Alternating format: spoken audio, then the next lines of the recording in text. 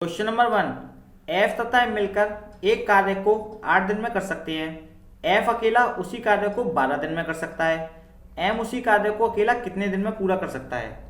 तो देखिए हमको क्वेश्चन में दिया है जब ये दोनों मिलकर काम करते हैं तो 8 दिन में पूरा कर लेते हैं। यानी कि अगर एफ और एम मिलकर दोनों किसी काम को करें तो 8 दिन में उस काम को पूरा कर लेते हैं। जबकि अगर एफ अकेला करता है तो उसी काम को 12 दिन में पूरा करता है। एफ अकेला करेगा तो उसी काम को 12 दिन में पूरा करता है। तो हमसे कहा है कि एम अगर उसे अकेला करे तो कितना समय लेगा। तो देखिए सबसे पहले ऐसे क्वेश्चन हम क्या करेंगे कि टोटल वर्क निकालते हैं। टोटल वर्क निकालने के लिए हम क्या करते हैं, इन दोनों का एलसीएम ले लेते हैं, 8 का और 12 का। इन दोनों का एलसीएम आएगा वो आएगा 24। इसमें 8 का भी डिवाइड चला जाएगा और 12 का भी चला जाएगा। ये हो जाएगा आपका टोटल वर्क। ठीक है, अब हमें इनकी निकालनी है काम करने की क्षमता।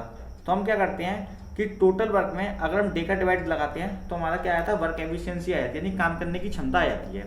तो 8 का डिवाइड देंगे हम 24 में तो 3 टाइम्स आएगा, और 12 का देंगे तो कितने टाइम्स आएगा, 2 टाइम्स चला जाएगा। ये हो जाएगी इनकी वर्क एफिशिएंसी यानी काम करने की क्षमता। एफ और एम दोनों मिलकर कितना यूनिट काम करते हैं, 3 यूनिट काम करते हैं। एफ अकेला 2 यूनिट काम करता है। तो हमसे पूछा किसकी, सिर्फ एम की पूछी है। तो देखिए एफ और एम की कितनी यूनिट है, 3 यूनिट है दोनों की। तो एफ की अकेले की कितनी है, 2। तो देखिए एफ की अगर 2 यूनिट है और दोनों की कितनी है, 3, तो एम की कितनी हो जाएगी, सिर्फ 1 यूनिट हो जाएगी। कितनी, 1 यूनिट। अगर हमको डे निकालना है तो हम क्या करते हैं कि टोटल वर्क में हम क्या करते हैं, वर्क एफिशिएंसी का डिवाइड लगा देते हैं। तो हमको किसका निकालना है, एम का निकालना है। तो एम की वर्क एफिशिएंसी कितनी है, 1। तो देखिए इसका डे निकालेंगे तो टोटल वर्क कितना है, 24 में किसका डिवाइड लगा दें, 1 का। तो यानी कितना दिन लेगा ये, 24 दिन। यानी कि एम अकेला उसी काम को कितने दिन में समाप्त करेगा, 24 दिन में। ये हो जाएगा आपका इस क्वेश्चन का आंसर, यानी कि ऑप्शन नंबर सी आपका बिल्कुल सही है। क्वेश्चन नंबर 2, पी ने एक व्यापार 80,000 रुपए के साथ आरंभ किया। कुछ महीने पश्चात क्यू 60,000 रुपए के साथ उससे जुड़ गया। यदि वर्ष के अंत में लाभ को 2:1 के अनुपात में बांटा गया तो क्यू व्यापार में कितने महीने पश्चात शामिल हुआ था। हमको दिया है कि पी ने व्यापार में कितना रुपया लगाया, 80,000 रुपये लगा के उसमें शुरू किया है इसको। ठीक है, तो ये जो पी ने व्यापार स्टार्ट किया है तो ये व्यापार में कितने महीने तक रहा होगा, पूरे 12 महीने तक रहा होगा। तो इसमें 12 का मल्टीप्लाई करा दीजिए। अब हमसे कहा है क्यू कुछ महीने पश्चात 60,000 रुपये लगा के उसमें शामिल हो गया। तो इसके बटे में लिख दीजिए 60,000,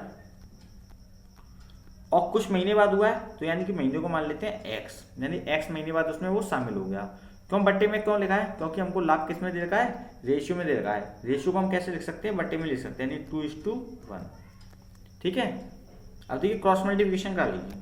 ठीक है, 2 को यहाँ ले आइए और x को इधर भेज दीजिए। तो x बराबर सीधे हमारा आंसर आ जाएगा, कितना आ जाएगा, 80,000 गुणा 12 अपॉन 60,000 गुणा 2।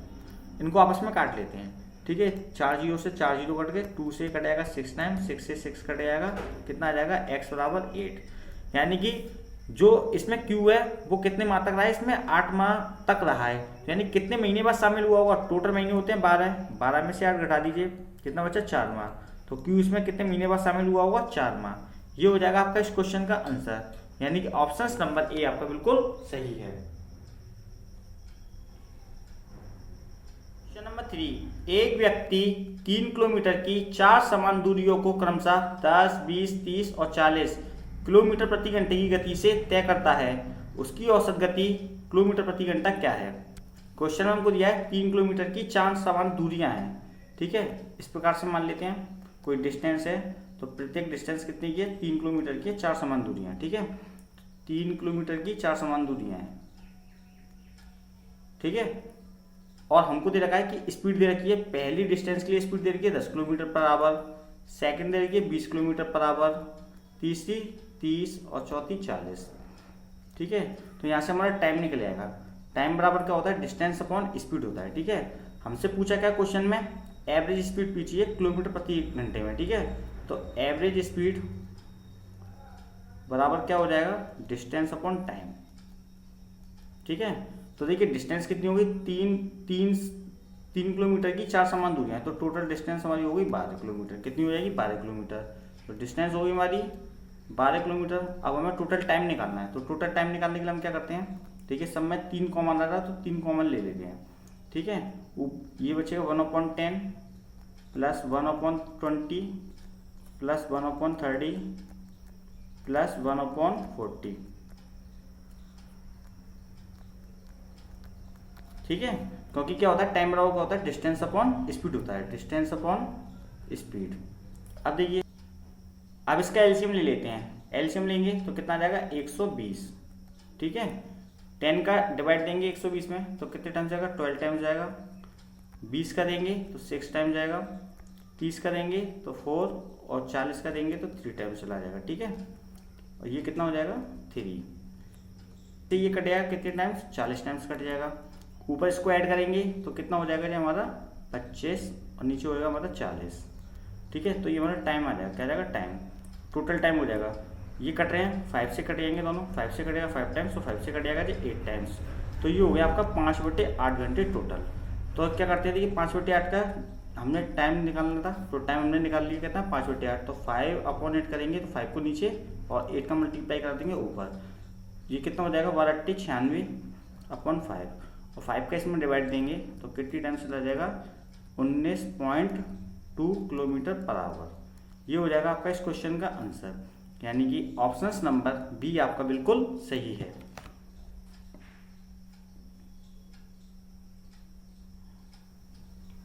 क्वेश्चन नंबर 4, एक वर्ग का क्षेत्रफल तथा उसके भीतर खींचे गए वृत्त का क्षेत्रफल का अनुपात क्या होगा। तो देखिए, एक वर्ग है, उसके भीतर एक वृत्त खींचा गया है, हमसे पूछा है कि इन दोनों के बीच अनुपात क्या होगा, यानी कि वर्ग का क्षेत्रफल और वृत्त के क्षेत्रफल के बीच अनुपात क्या होगा। देखिए, ये वर्ग की भुजा है, ये क्या होती है ए होती है। ठीक है, वर्ग की भुजा क्या होती है ए, तो इसका वृत्त का डायमीटर क्या हो जाएगा, डायमीटर भी इसका क्या होगा ए होगा। अगर हम वृत्त की रेडियस की बात करें तो रेडियस क्या होती है हाफ होती है, तो रेडियस कितनी हो जाएगी a/2 हो जाएगी, कितनी हो जाएगी a/2। ठीक है, अब हमसे कहा है कि वर्ग का क्षेत्रफल और उसके भीतर खींचे गए वृत्त का क्षेत्रफल का अनुपात बताना है। तो देखिए, वर्ग का क्षेत्रफल रेशियो बताना है किसका, वृत्त का क्षेत्रफल के बीच, वृत्त का क्षेत्रफल। ठीक है, वर्ग का क्षेत्रफल होता है a² और वृत्त का क्षेत्रफल होता है वो होता है πr², तो r की वैल्यू हमने बता दिया वो कितनी है a/2, तो हम लिख सकते हैं a/2 का होल स्क्वायर। ठीक है, πr²। अब देखिए a² को a² लिखिए, रेशियो ये कितना हो जाएगा, पाई का मान होता है 22/7 और ये हो जाएगा आपका a²/2 4। ठीक है, 2 का हो जाएगा। देखिए, a² से a² सीधे काट दीजिए, क्योंकि रेशियो में क्या होता है बटे में होते हैं, यहाँ पे बचा सिर्फ 1। ठीक है, अब 2 से कटेगा 11 टाइम्स और 2 से कटेगा 2 टाइम्स, ये हो गया नीचे 7 दूनी 14, 14 मल्टीप्लाई में बराबर दूसरे डिवाइड में जाएगा। ठीक है, रेशियो में बटे में लिख लेते हैं, तो यहाँ कितना हो जाएगा 14 और यहाँ बचेगा कितना 11। ये हो जाएगा आपका इस क्वेश्चन का आंसर, यानी कि ऑप्शन नंबर बी आपका बिल्कुल सही है। क्वेश्चन नंबर 5, पीयूष अपनी वस्तु के मूल्य को क्रय मूल्य से 30% अधिक अंकित करता है। यदि 20% छूट देने के पश्चात वह वस्तु को 780 रुपये में बेचता है तो वस्तु का क्रय मूल्य क्या है। तो देखिए, मानते हैं हम सीपी हमारा कितना होगा 100 होगा, सीपी मान लेते हैं 100 है। हमसे कहा है कि वस्तु का जो क्रय मूल्य है उससे 30% अंकित अधिक करता है, तो एमआरपी कितना रहा होगा हमारा 30% अधिक है, यानी 100 से 30% अधिक अंकित किया है, यानी कितना अंकित किया होगा 130, तो एमआरपी होगी हमारी 130 रुपये। अब हमसे कहा है कि 20% छूट देने के बाद, तो छूट हमेशा एमआरपी पे लगती है। ठीक है, 20% छूट है तो सेलिंग प्राइस कितना रहा होगा इसका 80% रहा होगा। 20% क्या है छूट है, तो सेलिंग प्राइस कितना रहा होगा 80%, तो इसका 80% निकालें हम तो सीधे हमारा सेलिंग प्राइस आ जाएगा। ठीक है, तो सेलिंग प्राइस कितना हो गया हमारा, इसका सीधे 80% निकालते हैं, तो 2 0 से 2 0 काट दीजिए, 13 8 कितना होता है 104। ठीक है, ये हमारा आ गया सेलिंग प्राइस। अब हमसे कहा है वह वस्तु को 780 रुपये में बेचता है, किसमें 780 रुपये में, यूनिट में हमने कितने बेचा है 104 में, तो 780 इसके इक्वल है। ठीक है, यानी 104 यूनिट की वैल्यू 780 रुपये है, तो 1 यूनिट की वैल्यू निकालेंगे पहले। यूनिट में हमारा सेलिंग प्राइस हो गया 104, क्वेश्चन में हमको देखा है 780, तो हम सबसे पहले क्या करते हैं 1 यूनिट की वैल्यू निकालते हैं, तो तो 104 यूनिट की वैल्यू 780 है, तो 1 यूनिट की निकालेंगे तो 104 का हम डिवाइड देंगे 780 में, तो कितने टाइम चला जाएगा 7.5 टाइम्स चला जाएगा। तो 1 यूनिट की वैल्यू होगी 7.5। हमको निकालना है सीपी की यूनिट कितनी हमारी 100, तो हम 100 में किसका मल्टीप्लाई कराते हैं 7.5 का मल्टीप्लाई करा देते हैं, तो हमारा सीपी हो जाएगा 750। ये हो जाएगा हमारे इस क्वेश्चन का आंसर, यानी कि ऑप्शन नंबर डी आपका बिल्कुल सही है।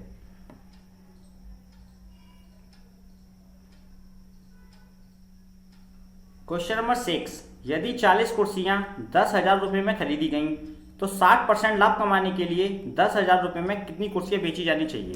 तो देखिए सबसे पहले हमको क्वेश्चन में दिया है कि 40 कुर्सियों का सीपी दे रखा है हमको, तो 40 कुर्सियों का सीपी दे रखा है हमको, कितना है 10,000 रुपये। ठीक है, तो सबसे पहले हम क्या करेंगे, एक कुर्सी का निकालेंगे, तो एक कुर्सी का सीपी निकालेंगे। तो देखिए हम क्या करते हैं 40 का इसमें डिवाइड दे दीजिए, कितनी टाइम चला जाएगा 250 टाइम चला जाएगा। ये एक कुर्सी का क्रय मूल्य आ गया। ठीक है, अब हमसे कहा है कि 60% लाभ कमाने के लिए हमें ऐसे 10,000 में कितनी कुर्सी बेचनी चाहिए। तो देखिए इसका हम 60% निकालने के लिए हम क्या करते हैं, सीधे 160% निकाल लेते हैं। वही 100 रुपये वाली चीज़ को हम 160 में बेचेंगे तो हमको प्रॉफिट हो जाएगा 60% का। ठीक है, तो सीधे क्या आ जाएगा सेलिंग प्राइस आ जाएगा, यानी 100 रुपये वाली चीज़ पे अगर हमको 60% लाभ चाहिए तो हम उसको बेच किस में दें 160 में बेच दें, तो इसका 160% निकाल लीजिए डायरेक्ट, तो हमारा सेलिंग प्राइस आ जाएगा। ठीक है, तो 2 जीरो से 2 जीरो काट दीजिए, तो हमारा सेलिंग प्राइस कितना हो जाएगा 25 का मल्टीप्लाई करा दीजिए 100 में, तो 16 में, तो कितना आ जाएगा 400। तो यानी एक कुर्सी का हमारा विक्रय मूल्य आ गया कितना 400 रुपये है। अब हमसे कहा है कि 10,000 रुपये में कितनी कुर्सी बेचनी चाहिए। तो 10,000 रुपये में हम क्या करते हैं 400 का डिवाइड लगा देते हैं कि कितनी बेचनी चाहिए, तो हमें पता पड़ जाएगी 10,000 रुपये में कितनी, मतलब एक कुर्सी हम बेच रहे हैं 400 में, तो 10,000 में कितनी बिक जाएंगी। तो 400 का इसमें हम डिवाइड लगाएंगे तो कितना आ जाएगा 25। तो 60% लाभ कमाने के लिए 10,000 रुपये में हमको कितनी कुर्सी बेचनी पड़ेंगी 25 कुर्सी बेचनी पड़ेंगी। ये हो जाएगा आपका इस क्वेश्चन का आंसर, यानी कि ऑप्शन नंबर ए आपका बिल्कुल सही है।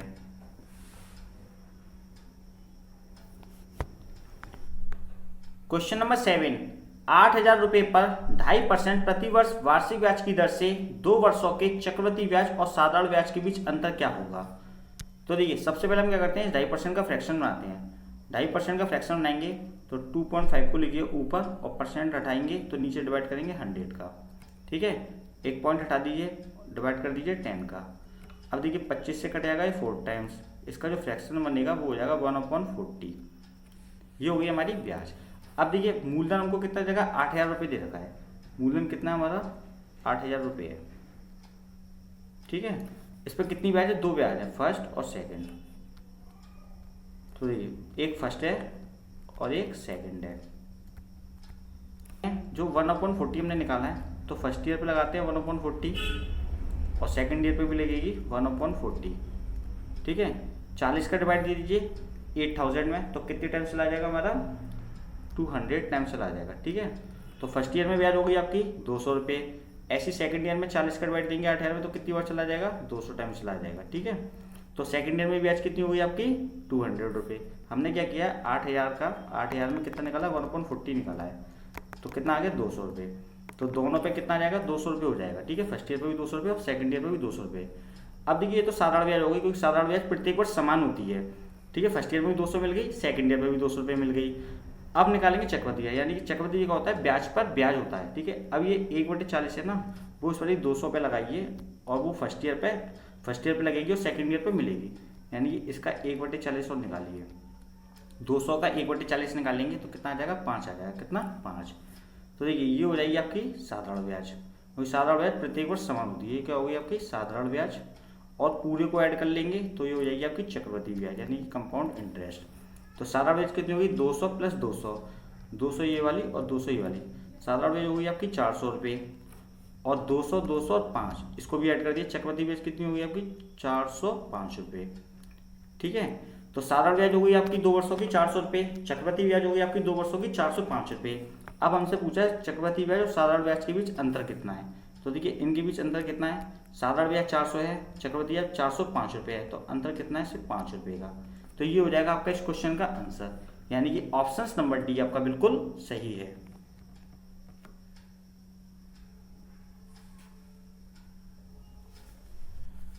क्वेश्चन नंबर 8, 11 खिलाड़ियों तथा उनके प्रशिक्षक की औसत आयु 33 वर्ष है। पहले 5 खिलाड़ियों की औसत आयु 29 वर्ष है तथा शेष 6 खिलाड़ियों की औसत आयु 30 वर्ष है। प्रशिक्षक की आयु क्या है? तो देखिए, अगर हम नंबर का मल्टीप्लाई एवरेज में कराते हैं तो हमें सम फाइंड होता है। क्या फाइंड हो जाएगा? सम फाइंड हो जाएगा। तो देखिए, हमको दे रखा है कि 5 खिलाड़ी हैं, उनका एवरेज कितना है? 29 है। 5 खिलाड़ियों का एवरेज कितना दे रखा है? 29 वर्ष दे रखा है। ठीक है, इसका मल्टीप्लाई कराएंगे तो कितना आ जाएगा? 145। अब आगे पढ़ते हैं। तथा शेष 6 खिलाड़ियों की औसत आयु कितनी है? 30 वर्ष है। शेष 6 की कितनी है? 30 वर्ष है। इसका मल्टीप्लाई करा दीजिए तो इनका आयु का योग कितना हो जाएगा? 180। अब क्या करते हैं? इनको ऐड कर लेते हैं। तो 11 खिलाड़ियों की औसत आयु कितनी हो जाएगी? इनको ऐड करेंगे तो कितना आ जाएगा? 325। ठीक है, तो 11 खिलाड़ियों की आयु का योग हो गया 325। अब क्वेश्चन को स्टार्टिंग में देखिए, 11 खिलाड़ी और एक प्रशिक्षक यानी टोटल 12 लोग हो गए। तो 12 लोगों का एवरेज कितना दे रखा है? 33 वर्ष दे रखा है।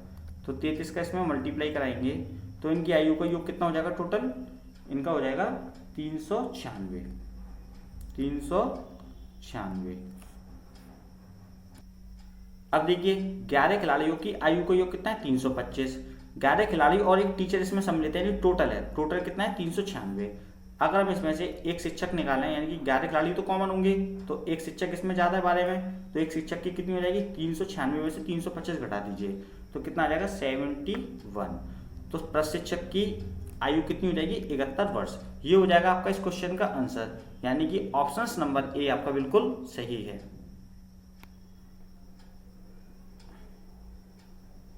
क्वेश्चन नंबर 9, यदि a बराबर 5/4 b बराबर 2/10 तो a ratio b ratio c क्या होगा?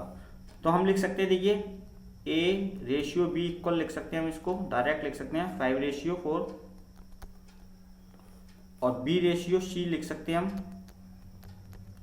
2/10। हमसे पूछा है ए बी सी का रेशियो यानी a रेशियो b रेशियो और c पूछा हमसे। तो देखिए, a की जगह पे लिखिए 5 और b की जगह पे लिखिए 4। फिर से देखिए, b रेशियो c दे रखा है तो b की जगह पे लिखिए 2 और c की जगह पे लिखिए 10। कितना है? ये लास्ट में 4 है तो यहाँ भी 4 लिख लीजिए। यहाँ पे स्टार्टिंग में क्या है? 2, तो यहाँ भी ये 2 लिख दीजिए। ठीक है, अब देखिए इनका मल्टीप्लाई करा लिए। 5 का करिए 2 में, 5 दूनी 10 रेशियो, 2 का कराइए 4 में 8 और 10 का कराइए 4 में, कितना होगा? 40। अब ये 2 से कट जाएंगे, अभी 2 से कट जाएगा जी 5 टाइम्स, 2 से कट जाएगा जी 4 टाइम्स और 2 से कट जाएगा 20 टाइम्स। रेशियो को जब तक काटते हैं जब तक वो कटता है। ये हो जाएगा आपका इस क्वेश्चन का आंसर, यानी 5:4:20, यानी कि ऑप्शन नंबर डी आपका बिल्कुल सही है। क्वेश्चन नंबर 10, यदि एक संख्या a दूसरी संख्या b से 30% कम है तथा b 150 से 20% अधिक है तो a का मान क्या है? हमको दो संख्या दे रखी है a और b। क्वेश्चन में कहा है जो संख्या a है दूसरी संख्या b से 30% कम है। अगर b हम मान लें 100% है तो ये इससे 30% कम है कौन? a, तो a कितना है? 70% है। ठीक है, अब क्वेश्चन में हमसे कहा है आगे कि b 150 से 20% अधिक है। b जो है 150 से कितना अधिक है? 20% अधिक है, यानी कि 100 पर कितना अधिक है? 20 अधिक है। तो हम सीधे इसका 120% निकाल लेते हैं b का। तो इसका 120% सीधे निकाल लेंगे तो कितना आ जाएगा जी हमारा? 2 0 से 2 0 काट लीजिए, 12 का मल्टीप्लाई 15 में कराएंगे कितना आएगा? 180। तो b हमारा कितना है? 180 है। क्वेश्चन को आगे पढ़ते हैं। तो हमसे पूछा है a का मान क्या है। तो स्टार्टिंग में हमको दे रखा था जो a है ना वो b से 30% कम है, यानी कितना? 70% है। तो b का कितना है? वो 70% है। तो 180 का हम क्या कर निकाल लेते हैं? 70% निकाल लेते हैं सीधे। ठीक है, तो a आ जाएगा हमारा। 2 0 से 2 0 काट दिए, 18 7 कितना होता है? 126। ये हो जाएगा आपका इस क्वेश्चन का आंसर, यानी कि ऑप्शन नंबर डी आपका बिल्कुल सही है।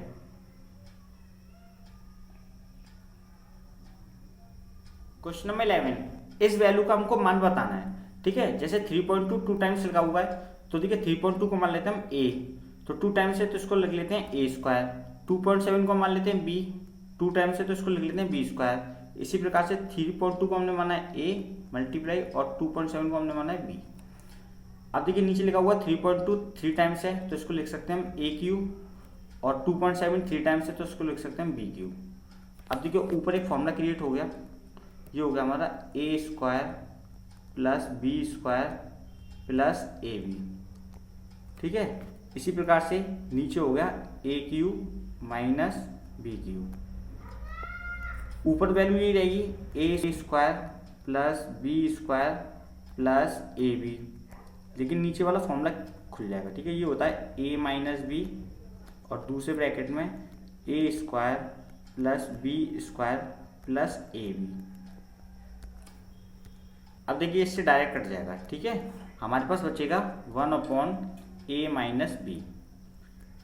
1/, ए की वैल्यू हमने कितनी मानी थी 3.2, बी की वैल्यू हमने कितनी मानी है 2.7, तो इसमें से लेस करेंगे तो कितना आ जाएगा 0.5 आ जाएगा, ठीक है। पॉइंट उठाएंगे यहाँ से, ऊपर 0 बढ़ा लेंगे, 5 दूनी 10, यानी कि इसका आंसर कितना आ जाएगा 2, यानी कि इस पूरी वैल्यू का मान कितना है 2। ये हो जाएगा हमारे इस क्वेश्चन का आंसर, यानी कि ऑप्शन नंबर सी आपका बिल्कुल सही है।